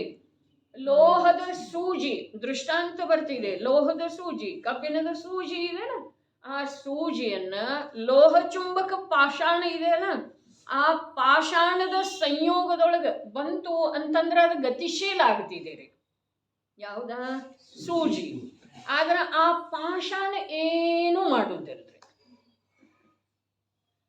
ಏನು ಮಾಡ್ತಿದೆ? ಇದನ್ನ ಎಳ್ಕೊಳ್ತಿದ್ದೀರಿ. ಅರೆ ವಿಚಾರ ಮಾಡೋದ್ರಿ, ಎಂಥ ದೃಷ್ಟಾಂತ ಕೊಟ್ಟಿದಾರ ಆಚಾರ್ಯರು. 10 ವರ್ಷಕ್ಕೆ ಮನೆ ಬಿಟ್ಟ ಸೂಜಿ ಗೀಜಿ ಅವ್ರಿಗೆ ಎಲ್ಲೆದು ಗೊತ್ತರಿ? ಹೇಳ್ರಿ ನೋಡೋನು. ಶ್ರೇಷ್ಠಿ ಪುತ್ರ ಅವರ ಮಮ್ಮಿಯನ್ನು ಹೊಲಿಯೋದು ನೋಡಿರಲಿಲ್ಲ ಅವರ. ಅದರ ಜೀವನಿಗೆ ಪರಪದಾರ್ಥಗಳ ಜ್ಞಾನದ ಸಂಸ್ಕಾರ ಅನಾದಿಯದಿದೆ ರೀ. ಅಲ್ಲಿ ದೃಷ್ಟಾಂತ ವಿಚಾರ ನಾವು ಮಾಡೋದು, ನಮ್ಮ ಬುದ್ಧಿಯ ಮೇರೆಗೆ ಮಾಡೋದು, ನಮ್ಮ ಸಲುವಾಗಿ ಮಾಡೋದು. ಆ ಪಾಷಾಣ ಏನಿದೆಯಲ್ಲ, ಲೋಹ ಚುಂಬಕ ರೂಪದ ಪಾಷಾಣ, ಅದರ ಸೂಜಿಯನ್ನ ಗತಿಶೀಲ ಮಾಡುವ ಸಲುವಾಗಿ ಯಾವ ಪ್ರಕಾರದ ಕಾರ್ಯ ಮಾಡುವುದಿಲ್ಲ. ಆದರೆ ಇದರಲ್ಲೇನ ಗತಿಶೀಲ ಆಗುವಂಥ ಸಾಮರ್ಥ್ಯ ಇದ್ದ ಕಾರಣ ಮತ್ತು ಆ ನಿಮಿತ್ತ ಎದುರಿಗಿರುವುದರಿಂದ ಇದು ಗತಿಶೀಲ ಆಗ್ತಿದೆ. ಇದರಲ್ಲಿ ಸಾಮರ್ಥ್ಯ ಗತಿಶೀಲ ಆಗೋದು ಇಲ್ಲದೆ ಹೋಗಿದ್ರೆ ಆ ಪಾಷಾಣ ಏನೂ ಮಾಡಲಿಕ್ಕೆ ಸಾಧ್ಯ. ಎಷ್ಟು ತಿಳಿಯೋದ ನಮಗೆ ತಿಳಿದ ಹಾಗೆ ಅನ್ನಿಸ್ತಿದೆ ರೀ. ಅದೇ ಪ್ರಕಾರ ಈ ಜೀವದ ಮೊದಲಿದ ದಾಷ್ಟಾಂತ ತಿಳಿಬಹುದು, ಅದಕ್ಕಿಂತಲೂ ಇದು ಸುಲಭ ಇದೆ ರೀ. ಈ ಜೀವದ ಆ ಪರಪದಾರ್ಥವನ್ನು ನೋಡಿ ಆಕರ್ಷಿತ ಆಗೋದು, ಅದರ ಮೇಲೆ ಬೀಳೋದು, ಅದು ಬೇಕನ್ನೋದು, ಅದು ಸುಂದರ ಇದೆ ಅನ್ನೋದು, ಅದರೊಳಗೆ ರಂಜಿಸೋದು, ಇದೆಲ್ಲ ಕಾರ್ಯ ಇದರದ್ದೇ ಇದೆ. ಇದರಲ್ಲೇ ಆ ಪ್ರಕಾರದ ಸಾಮರ್ಥ್ಯ ಇಲ್ಲದೆ ಹೋದ್ರೆ ಯಾವ ಪರಪದಾರ್ಥಗಳ ಏನೇ ಮಾಡಿದ್ರೂ ಕೂಡ ಈ ಜೀವವನ್ನ ತಮ್ಮತ್ತ ಆಕರ್ಷಿತ ಮಾಡೋ ಸಾಧ್ಯ. ಅದು ಹೇಗೆ ಹೇಳ್ತೀರಿ? ಅರೆ ಅನಂತ ಸಿದ್ಧರದರಲ್ಲ, ಅವರ ಆ ಪರಪದಾರ್ಥಗಳ ಜ್ಞಾನ ಆಗ್ತಾ ಇದ್ರನು, ಜ್ಞಾನದೊಳಗೆ ಅವ್ರು ಜ್ಞೇಯ ರೂಪದಿಂದ ಹೊಳಿತಾ ಇದ್ರನು ಕೂಡ ಅವರಲ್ಲಿ ಆ ಪ್ರಕಾರ ಅವುಗಳಿಗೆ ಆಕರ್ಷಿತ ಆಗುವ, ಸೋತು ಹೋಗುವ, ಅವುಗಳಲ್ಲೇ ರಂಜಿಸುವ ಯಾವ ಪರಿಣಾಮದ ಸಾಮರ್ಥ್ಯ ಇತ್ತಲ್ಲ ಅದರ ಸಂಪೂರ್ಣ ಅಭಾವ ಆಗಿ ಹೋಗಿದೆ. ಹೀಗಾಗುವುದರಿಂದ ಲೋಕದ ಯಾವ ವೈಭವ, ಅದೇ ಸಮೋಸರಣದಂಥ ವೈಭವ, ಅಮೃತ ಚಂದ್ರಾಚಾರ್ಯ ದೇವ ದೃಷ್ಟಾಂತ ಕೊಟ್ಟರೆ ಬಾಹ್ಯ ಪರಿಗ್ರಹ ಹೇಳುವಳ್ಳೆದೊಳಗೆ ಮೊದಲೇನು ಹೇಳಿ ಅಂತರಂಗ ಪರಿಗ್ರಹನ ನಿಜವಾದ ಪರಿಗ್ರಹ ಇದೆ ಅನ್ನೋದು ಸಿದ್ಧ ಮಾಡು ಒಳ್ಳೆದೊಳಗ, ಪುರುಷಾರ್ಥ ಸಿದ್ಧಿ ಉಪಾಯದೊಳಗ ಬಾಹ್ಯ ಸಮೋಸರಣಾದಿಗಳ ಅರ್ಹಂತಾಧಿಕರಿಗೆ ಪರಿಗ್ರಹ ಇಲ್ಲ ಅಂತ ಹೇಳಿ ಹೇಳಿದ್ರು. ಯಾರ್ದದ ಸಮೋಸರಣ? ಇಂದ್ರಂದೇನ ಅರ್ಹಂತದ್ರೆ ಅರ್ಹಂತಂದನರ್ಲೆ, ಇಂದ್ರಂದೇನಲ್ಲದ. ಹೌದು ಅಥವಾ ಇಲ್ಲ? ಸಮೋಸರಣ ಯಾರ್ದ? ಅರ್ಹಂತರ ಸಮೋಸರಣ ಅಂತಾರೇನು ಇಂದ್ರನ ಸಮೋಸರಣ ಅಂತಾರ್ರಿ? ಅರ್ಹಂತರ ಸಮವಸರಣ. ಆದ್ರ ಆ ಸಮವಸರಣ ಮೂರು ಲೋಕದೊಳಗ ವಿಸ್ಮಯಕಾರಿ ವೈಭವದಿಂದ ಯುಕ್ತವಿರುವಂಥ ಆ ಸಮವಸರಣ ಅವರನ್ನ ಅರ್ಹಂತ ಪದದಿಂದ ಚ್ಯುತ ಮಾಡುವಲ್ಲಿ ಅಥವಾ ಸ್ವಭಾವದ ಅನಂತ ಚತುಷ್ಟಯದ ನಿಮಗ್ನತೆಯನ್ನ ಶಿಥಿಲ ಮಾಡುವ ಸಲುವಾಗಿ ಅದು ಸಮರ್ಥ ಇಲ್ಲ. ಇದು ಬಾಹ್ಯ ಪರಿಗ್ರಹ ಅಂತರಂಗ ಪರಿಗ್ರಹದ ಅಭಾವದೊಳಗ ನಿರರ್ಥಕ ಇದೆ ಅನ್ನುವುದನ್ನು ಹೇಳಿದ್ದಾರೆ. ಈಗ ನಡೆದಿರುವ ವಿಷಯ ಬೇರೆ ಇದೆ, ಆದ್ರೆ ಅದನ್ನೆಲ್ಲ ಹೇಳಿ ಬಂದಿದ್ದಾರೆ. ಸಮವಸರಣ ಅರಹಂತರಿಗೆ ಪರಿಗ್ರಹ ಅಲ್ಲ. ಆದ್ರ ಆ ಸಮವಸರಣ ಪರಿಗ್ರಹ ಯಾಕಲ್ಲ ಅಂತಂದ್ರ ಅವರ ತಮ್ಮ ಅನಂತ ಚತುಷ್ಟಯಮಯನಾದಂಥ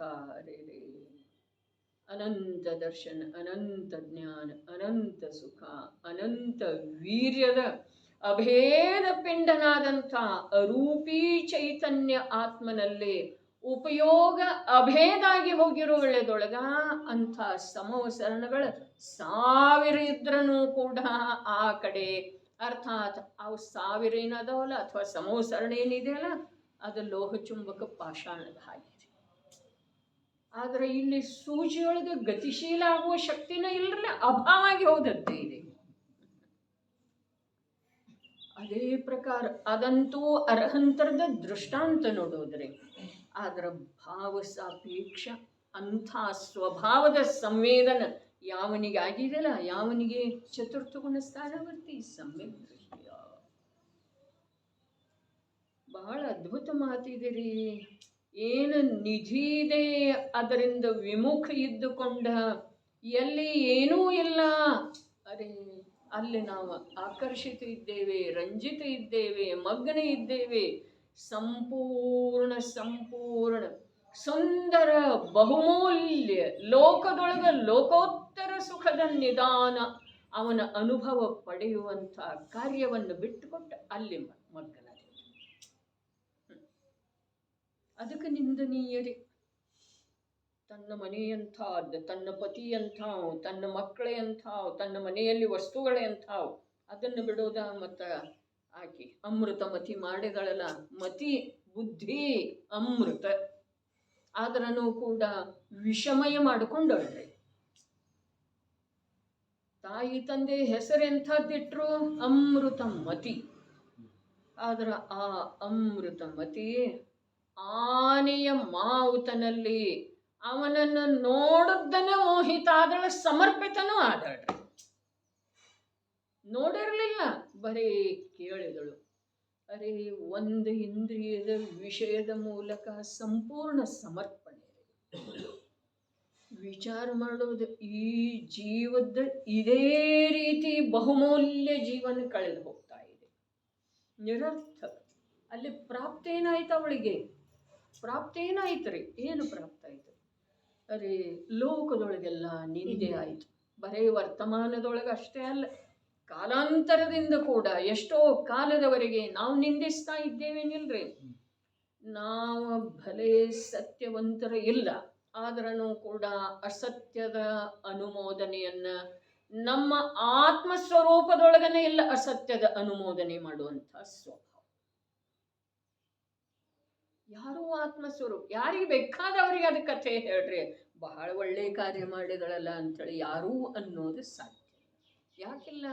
ಪ್ರತಿಯೊಂದು ಜೀವದ ಸ್ವಭಾವದೊಳಗನೆ ಇಲ್ಲ ಯಾವುದು ಅಕಾರ್ಯ ಇದೆಯೋ ಅದರ ಅನುಮೋದನೆ ಮಾಡುವ. ಆದ್ರೂ ಕೂಡ ದುರ್ಬಲತೆ ಇಷ್ಟಿದೆಯಲ್ಲ, ಅದೇ ಜಾತಿಯ ಅಕಾರ್ಯದೊಳಗ ನಾವು ನಿಮಗ್ನ ಇದ್ದೇವೆ, ರಂಜಿಸ್ತಾ ಇದ್ದೇವೆ. ಇಲ್ಲಿ ಬಂದದ್ದ ಮಾತು ಅದೇ ಇದೆ, ಏನ ನಿಮಗ್ನ ಇದ್ದೇವೆ, ರಂಜಿಸ್ತಾ ಇದ್ದೇವೆ. ಆ ಕಾರಣದಿಂದ ನಮಗೇನಾಗ್ತಾ ಇಲ್ಲ, ಶುದ್ಧ ಸ್ವರೂಪದ ಅನುಭವ ಆಗ್ತಾ ಇಲ್ಲ.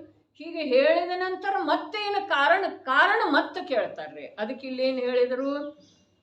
ಶುದ್ಧ ಚೈತನ್ಯ ವಸ್ತುವು ಆತ್ಮ, ಅರ್ಥಾತ್ ನಾನು, ತಾನು ಶುದ್ಧ ಚೈತನ್ಯ ವಸ್ತು ಇದ್ದದ್ದ ಪರಿಚಯ ಇಲ್ಲ.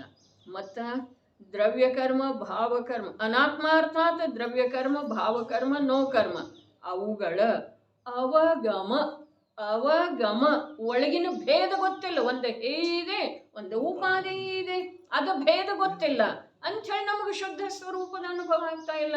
ಅಂಥೇಳಿ ನಾವು ಇಂದ್ರಿಯ ವಿಷಯದೊಳಗೆ ರಮಿಸ್ತಾ ಇದ್ದೇವೆ. ಯಾವುದಕ್ಕೆ ಯಾವ ಕಾರಣ ಬೇಕು ಎಲ್ಲ ಒಮ್ಮೆ ತಿಳ್ಕೊಳ್ಳೋಣ ಮತ್ತು ಒಂದೊಂದಕ್ಕೆ ಎಲ್ಲ ಕಾರಣವನ್ನ ಲಗತ್ತಿಸುವುದ್ರಿ. ಶುದ್ಧ ಸ್ವರೂಪದ ಅನುಭವದಿಂದ ಶೂನ್ಯ ಯಾಕಿದ್ದೇವೆ? ನಮಗೆ ಹೇಯ ಉಪಾದೇಯ ಗೊತ್ತಿಲ್ಲ. ಯಾವುದರ ಹೇಯ ಉಪಾದೇಯ? ನಾನು ಶುದ್ಧ ಚೈತನ್ಯ ವಸ್ತು ಇದ್ದೇನೆ. ಈ ದ್ರವ್ಯ ಕರ್ಮ, ಭಾವಕರ್ಮ, ನೋಕರ್ಮ ಇವೆಲ್ಲ ಅಚೇತನ ವಸ್ತು ಇದ್ದಾವೆ.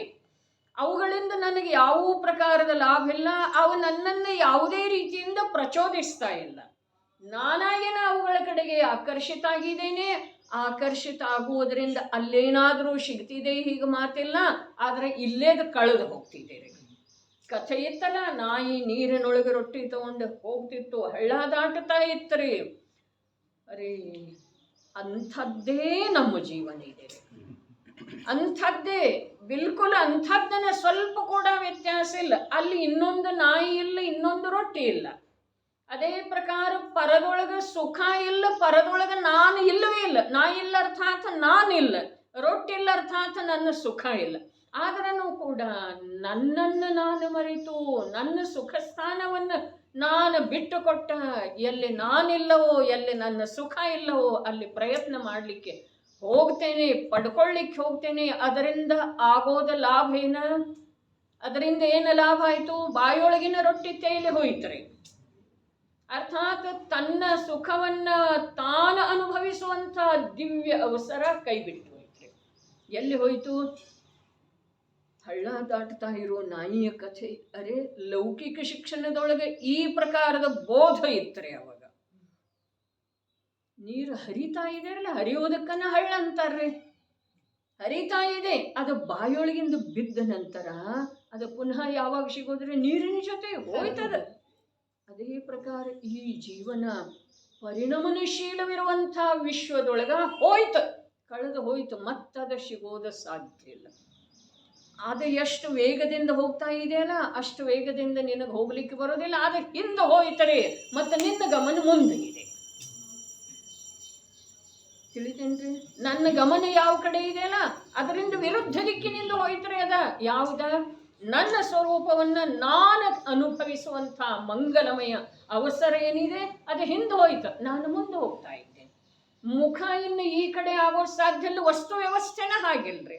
ಅರೇ ಹೋಯ್ತಲ್ಲ ಅಂಥೇಳಿ ಹಿಡ್ಕೊಳ್ಳಿಕ್ಕೆ ಬರುವುದಿಲ್ಲ. ಅಂಥೇಳಿ ಹೋಯ್ತದ, ಹೋಯ್ತು ಹೋಯ್ತು. ಎಷ್ಟು ಕಾಲದವರೆಗೆ ಹೋಯ್ತು ಲಲಿತಮ್ಮ? ಎಷ್ಟು ಕಾಲದವರೆಗೆ? ಅನಂತ ಕಾಲದವರೆಗೆ. ಇಹ ವಿಧ ಗಯೇ ಸುಮನಿ ಜೋ ಉದಧಿ ಸಮಾನಿ. ಹೇಳ್ರಿ ಕನ್ನಡ. ದೊರಕಿಕೊಂಡಿ ಮನುಜ ಜನ್ಮವು ಪಿರಿಯ ತನದುತ್ತಮದ ಕುಲಮೇನ್ ಪರಮ ಜಿನವಾಣಿಯನು ಕೇಳುವ ಮಧುರ ಸಂದರ್ಭ. ಸರಿದು ಹೋದರೆ ಮತ್ತೆ ಸಿಗುವುದು, ಮರಳಿ ಸಿಗುವುದು ಕಠಿಣವಿರುವುದು. ಜಲಧಿಯಲ್ಲಿ ಮುಳುಗಿರುವ ರತ್ನದ ತೆರದಿ ದುರ್ಲಭವು. ಏನು ಅದ್ಭುತ ಮಾತು ಜ್ಞಾನಿಗಳ ಹೇಳಿ ಹೋದ್ರು. ಇದಿಷ್ಟ ದುರ್ಲಭ ಇದೆ ರೀ. ಧನ, ಐಶ್ವರ್ಯ, ಆರೋಗ್ಯ, ಸಂಬಂಧ, ಪ್ರೀತಿ, ಮಮತೆ, ರಾಗ, ನನ್ನನ್ನು ಎಷ್ಟು ಆಧಾರದಿಂದ ನೋಡ್ತಾ ಇದ್ದಾರೆ. ಇವೆಲ್ಲ ಅನಂತ ಬಾರಿ ಸಿಕ್ಕಿದವು. ಇವಿಷ್ಟೇ ದುರ್ಲಭ. ಕಳೆದು ಹೋದ್ರೆ ಮತ್ತೆ ಸಿಗೋದಿಲ್ಲ. ಯಾವ? ಮನುಜ ಜನ್ಮ, ಉತ್ತಮ ಕುಲ, ಜಿನವಾಣಿಯನ್ನು ಆಲಿಸುವ ಮಧುರ ಸಂದರ್ಭ. ಅಂದ್ರೆ ಕಿವಿ ಸಿಗುಲಂತ ಅರ್ಥ ಅಲ್ಲ, ಅದರ ಕಡೆ ರುಚಿಯಿಂದ ಕೇಳುವಂಥ ನಿನ್ನ ಭಾವ ಜಾಗೃತ ಆಗುವುದಿಲ್ಲಪ್ಪ. ಈ ಕಥೆ ಯಾರಿಗೆ ಎಷ್ಟು ರುಚಿಸ್ತಿದೆ ರೀ? ಎಷ್ಟು ಯಾರಿಗೆ ಅನ್ನೋದಕ್ಕಿಂತ ಇಲ್ಲಿ ಕೂತಿರುವಂಥ ನಮಗೆಲ್ಲ ಏನು ಯಾವ ರೀತಿ ರುಚಿಸ್ತಾ ಇದೆಯಲ್ಲ ಅದನ್ನು ಇನ್ನೊಬ್ಬರಿಗೆ ನಾವು ಹೋಗಿ ಹೇಳಿದರೆ, ಇಲ್ಲಿ ನನಗೆಷ್ಟು ರುಚಿಸ್ತಾ ಇದೆ ಅಷ್ಟೇ ಅವರಿಗೆ ರುಚಿಸ್ತಿದೆ ಇದ್ರಿ. ಕೆಲಸದವ್ರಿಗೆ ಹೇಳೋದು, ಬೇರೆ ಮಿತ್ರರಿಗೆ ಹೇಳೋದು, ಸಂಬಂಧಿಗಳಿಗೆ ಹೇಳೋದು, ಅಕ್ಕ ತಂಗಿ ಅಣ್ಣ ತಮ್ಮ ಹೇಳೋದು. ತಿಳಿತಿದೇನವರಿಗೆ? ಅಂಜಲಿಗೆ ಹೇಳೋದು ತಿಳಿತಿದೇನ? ಹೇಳ್ಬೇಡ ಹೇಳಬೇಡನೇ ಅಂತಾರು. ಅದು ಒಳ್ಳೆಯದು. ಯಾಕೆ ಅಂತಂದ್ರೆ ನಿಮ್ಮ ಹಾಗೆ ಮತ್ತು ನಾವು ಬಾಹ್ಯ ವ್ಯವಹಾರದಿಂದ ಶೂನ್ಯ ಆಗಬಹುದು. ಅವರಿಗೆ ಭಯ ರೀ. ನಿಮಗೇನು ಯಾರು ಸತ್ರ ಅಳು ಬರುವುದಿಲ್ಲ, ಹೌದಿಲ್ಲ? ಹಾಗೆ ನಾವೆಲ್ಲ ಆಗ್ಬೋದಂತ ಅವರಿಗೆ ಭಯ. ಅರೆ ಏನೇ ಇರಲಿ, ಮಧುರ ಸಂದರ್ಭ, ಜಿನವಾಣಿಯನ್ನು ಕೇಳುವ ಮಧುರ ಸಂದರ್ಭ, ಅರ್ಥಾತ್ ಇದರ ಸತ್ಯಿದೆ ಅನ್ನುವ ಭಾವ, ಇನ್ನೂ ಸತ್ಯದ ಗ್ರಹಣ ಆಗದಿದ್ರೆ ಇರಲಿ,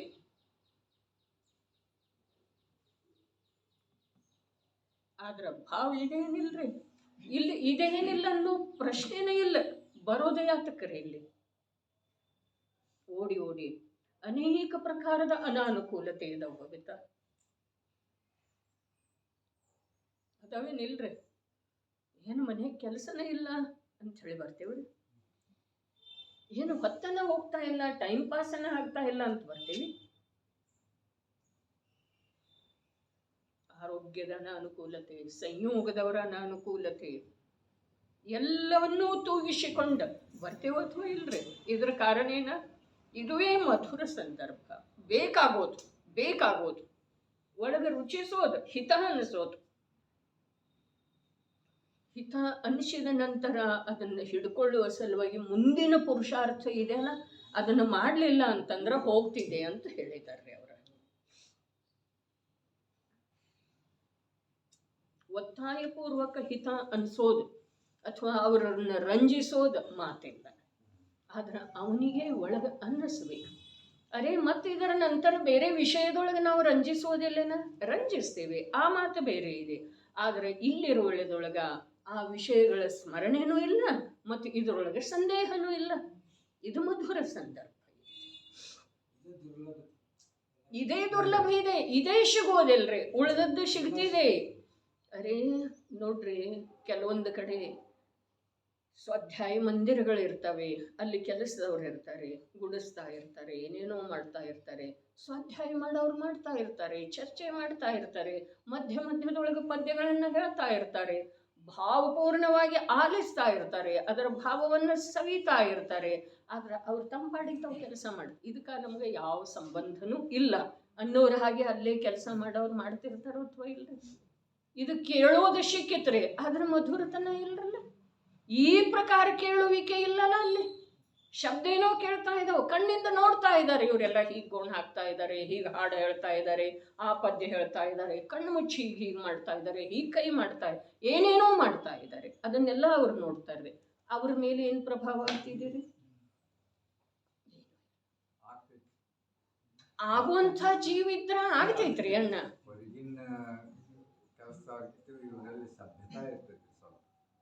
ನೋಡ್ರಿ, ಜೀವದ ಸ್ವಯಂ ಒಳಗಿಂದ ಬೇಕು, ಅದ ಹೇಳ್ಕತೇನ್ರಿ ನಾನು. ಬರೇ ಸಂಯೋಗದಿಂದ ಏನಾಗುವುದಿಲ್ಲ. ಸಂಯೋಗ ಅನಂತ ಬಾರಿ ಸಿಕ್ಕಿದ್ದಿರ್ಬೋದು, ಮನುಷ್ಯ ಭವ ಅನಂತ ಬಾರಿ ಸಿಕ್ಕಿದೆ, ಜೈನ ಕುಲ ಅನಂತ ಬಾರಿ ಸಿಕ್ಕಿದೆ, ಜಿನೋಪದೇಶ ವೀತರಾಗ ಮಾರ್ಗದ ಉಪದೇಶ ಅನಂತ ಬಾರಿ ಸಿಕ್ಕಿದೆ.